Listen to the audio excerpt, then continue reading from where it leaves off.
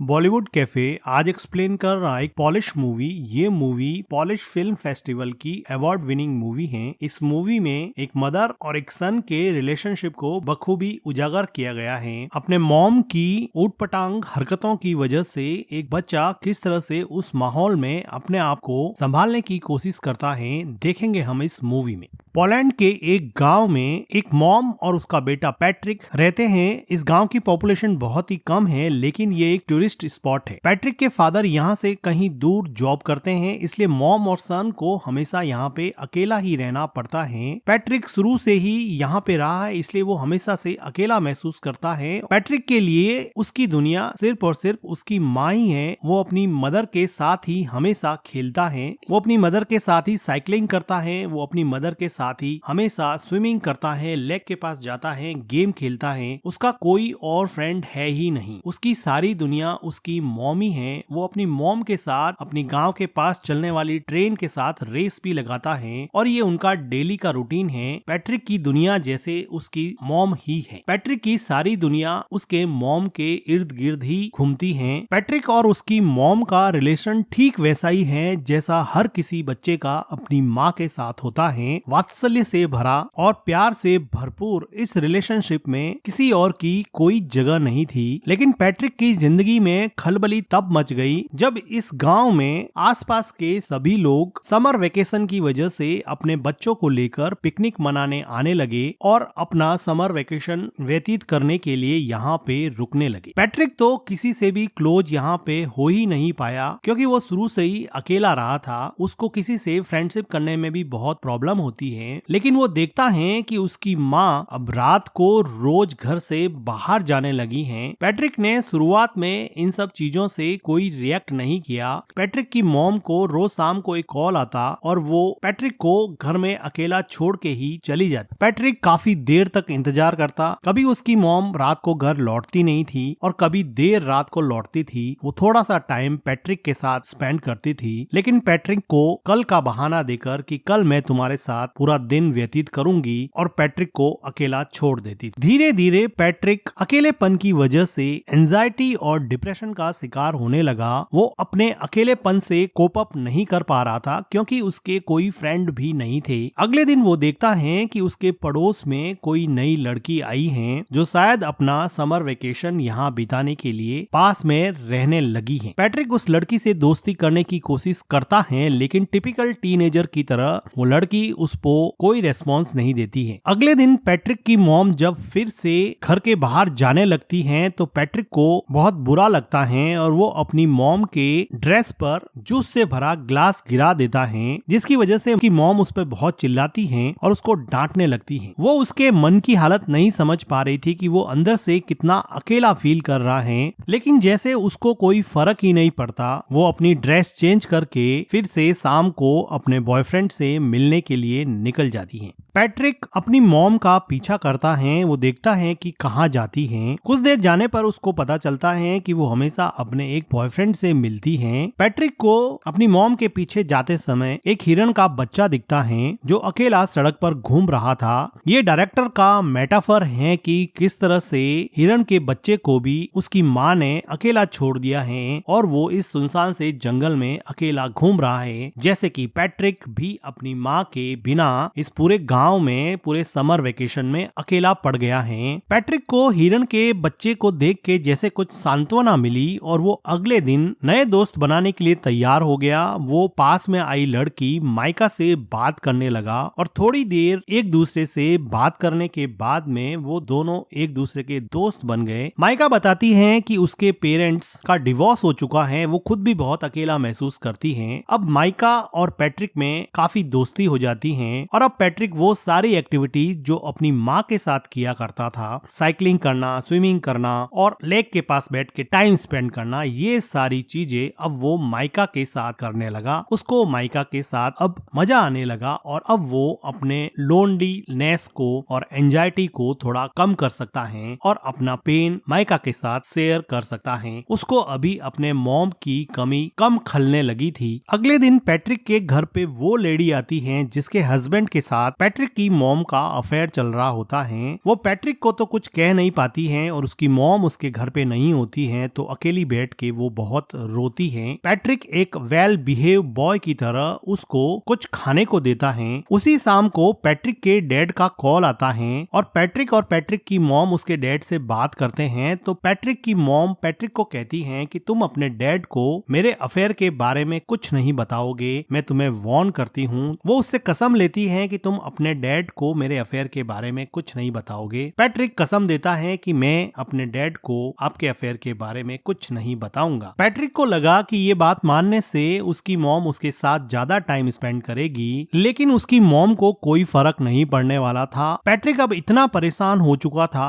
कि वो main door की कीज भी छुपाने लगा। वो अपनी मॉम को जाने से रोकने लगा, लेकिन उसकी मॉम उसको मार के उससे लड़ झगड़ के भी अपने बॉयफ्रेंड से मिलने जाती थी। पैट्रिक चाहे अकेला बैठ के कितना भी परेशान हो, उसको जैसे कोई फर्क ही नहीं पड़ता। पैट्रिक के लिए अब एकमात्र सहारा उसकी नई नई दोस्त माइका थी, जिसके साथ वो काफी टाइम स्पेंड किया करता था और यहाँ के पिकनिक स्पॉट लेक में स्विम करता और वहाँ पर गेम खेलता। लेकिन उसकी ये खुशी ज्यादा दिन चलने वाली नहीं थी, क्योंकि माइका को यहाँ पर एक उनकी उम्र से काफी बड़ा लड़का परेशान कर रहा था। ऐसा लग रहा था कि माइका इस लड़के से बहुत डरती है। पैट्रिक इतना छोटा था कि इस गैंग से माइका को बचाने के लिए वो कुछ भी नहीं कर पाया, लेकिन उसको मन ही मन बहुत हर्ट हुआ, क्योंकि वो लड़का माइका को वार्न कर रहा था कि तुम इस लड़के से नहीं मिलोगी, तुम सिर्फ मेरे से ही मिलोगी। उसी रात को पैट्रिक अपनी मॉम का जब पीछा कर रहा था तो वो देखता है कि माइका और वो बड़ा लड़का एक दूसरे के साथ काफी टाइम स्पेंड कर रहे हैं, जिसको देखकर पैट्रिक को लगा कि अब उसकी जिंदगी वापस से अकेलेपन का शिकार होने वाली है। वो काफी मायूस हो जाता है। वो घर पर भी काफी टाइम तक अपनी मॉम का वेट करता। जब देर रात उसकी मॉम घर पे आती तो पैट्रिक उससे अपना टाइम मांगता, लेकिन वो थक हार के सो जाती और पैट्रिक उसकी मॉम के आने के बाद में भी अकेलेपन का ही शिकार रहता। अगले दिन सुबह पैट्रिक को माइका मिलती है और वो माइका को पूछता है कि क्या उस लड़के ने तुम्हारे साथ कोई जबरदस्ती की थी। तो माइका जैसे डर गई हो और वो डर के मारे वहाँ से भाग के घर में चली जाती है। पैट्रिक उसको जाके पूछता है कि हुआ क्या, मुझे ये तो बताओ। वो बिना कुछ बोले ही रोने लग जाती है। पैट्रिक को ऐसा लगता है कि उसके साथ जबरदस्ती की गई है। वो दौड़ के जाता है और उन लड़कों के ग्रुप में उस लड़के पे अटैक करता है, लेकिन एक छोटा बच्चा उससे कैसे लड़ेगा और वो बड़ा लड़का पैट्रिक को ओवर पावर कर देता है और पैट्रिक यहाँ पे कुछ नहीं कर पाता। थोड़ी देर बाद में माइका वापस पैट्रिक के पास आती है और उसको समझाने की कोशिश करती है कि हम दोनों अच्छे दोस्त बन सकते हैं, तुम इतना हर्ट क्यों हो गए हो। लेकिन पैट्रिक को डीप डाउन कहीं पे हर्ट हो गया था। वो वापस से माइका से बात ही नहीं करना चाहता था, क्योंकि वो ऑलरेडी अपनी मॉम से बहुत ज्यादा हर्ट था और जब माइका ने भी उसे हर्ट किया तो वो इमोशनली वायलेंट हो गया और वो अपने इमोशन को कंट्रोल नहीं कर पा रहा था। अपने गुस्से को, अपने फ्रस्ट्रेशन को माइका के ऊपर निकाल दिया और माइका को उल्टा सीधा बोला, जिसकी वजह से अब माइका को वापस हर्ट हुआ और अब माइका वहाँ से चली जाती है। पैट्रिक को बिल्कुल समझ में नहीं आ रहा था, क्योंकि वो छोटा सा बच्चा था, उसको समझ नहीं आ रहा था कि इन सब सिचुएशन से कैसे निकले। उसकी मॉम उसको बिल्कुल भी सपोर्ट नहीं करती थी, ना उसको गाइड करती थी। उसके आसपास कोई भी पेरेंटल गाइडेंस नहीं होने की वजह से वो अपनी ही दुनिया में जो उसको समझ में आता वो करता जाता और उसके अंदर अनस्पोकन इमोशंस का एक ऐसा गुब्बार बना जिसकी वजह से वो बुरी तरह से फ्रस्ट्रेट हो गया। उसी रात को पैट्रिक की माँ घर पे रोती हुई आती है। ऐसा लग रहा था कि उसके बॉयफ्रेंड के साथ उसका झगड़ा हुआ है या फिर ब्रेकअप हो गया है। पैट्रिक की मॉम काफी दिनों तक उदास रहती हैं, लेकिन पैट्रिक अपनी मॉम को अपने पास में देख के काफी खुश रहने लगा है। वो अपनी मॉम की काफी केयर करता है। एक रात अचानक उसके डैड वापस लौट आते हैं और दोनों के लिए बहुत सारे गिफ्ट लाते हैं। पैट्रिक को अब लगा कि अब उसका समर वेकेशन बहुत अच्छे से निकलेगा, क्योंकि उसके डैड ने उससे प्रॉमिस किया था कि मैं समर वेकेशन तुम्हारा साथ में बिताऊंगा। अभी एक अच्छी फैमिली की तरह खूब अच्छा टाइम स्पेंड करते हैं और पैट्रिक अपने मॉम और डैड को एक साथ देख के बहुत खुश होता है और उसका लोनलीनेस जैसे धीरे धीरे गायब होने लगा था। उसकी एंजाइटी कम होने लगी थी। तो एक रात पैट्रिक के डैड चेस खेलते हुए उससे पूछते हैं कि क्या तुम्हारी मॉम मेरे जाने के बाद में किसी से मिलती थी या रात को लेट आती थी। लेकिन पैट्रिक ने अपनी मॉम को प्रॉमिस किया था कि वो उसका राज किसी को नहीं बताएगा, इसलिए वो अपने डैड को अपनी मॉम के अफेयर के बारे में कुछ नहीं बताता है, लेकिन उसके डैड को इस बात पे डाउट हो जाता है क्योंकि पैट्रिक की मॉम का बिहेवियर काफी चेंज हो गया था। उसी टाइम पे पैट्रिक के घर पे माइका आती है और वो उससे बात करने के लिए कहती है। माइका के कहने पर पैट्रिक उसके साथ साइकिलिंग पे जाता है और लेक में स्विम करने के बाद में माइका उसको बताती है कि अब मेरा समर वेकेशन खत्म होने को है, मैं यहाँ से चली जाऊंगी। माइका को पैट्रिक को हर्ट करने पर काफी दुख लग रहा था, लेकिन पैट्रिक अब इसमें कुछ ज्यादा कर नहीं सकता क्योंकि अगर समर वेकेशन खत्म होगा तो माइका को जाना ही पड़ेगा। वो अपने घर पहुंचता है और वो देखता है कि सीढ़ियों पर वही लेडी जो थोड़े दिन पहले उसके घर आई थी वो सीढ़ियों से नीचे उतर रही है। वो अंदर जाके देख रहा है कि उसके डैड बाथरूम में बैठे बैठे रो रहे हैं। उसको समझ में आ जाता है कि उस लेडी ने उसकी मॉम के अफेयर के बारे में उसके डैड को बता दिया है, क्योंकि उस लेडी के हस्बैंड के साथ ही उसकी मॉम का अफेयर चल रहा था। तो इस बात से दुखी होके उसके डैड ने अब ये डिसाइड किया है कि अब वो यहाँ नहीं रहेंगे और वापस जॉब करने चले जाएंगे और शायद कभी वापस नहीं आएंगे। पैट्रिक की मॉम पैट्रिक के डैड को समझाने की कोशिश करती है, लेकिन जब आप रिश्तों की बुनियाद विश्वास को ही हिला देते हैं, ट्रस्ट को ही खत्म कर देते हैं, तो किसी भी इंसान को रोकना लगभग नामुमकिन सा हो जाता है। पैट्रिक के डैड अब यहाँ से चले जाते हैं। समर वेकेशन खत्म हो जाता है। अब पैट्रिक को स्कूल जाना होता है। पैट्रिक की मॉम पैट्रिक को तैयार करके स्कूल छोड़ने जाती हैं। वो दोनों सड़क पर चल रहे हैं, दोनों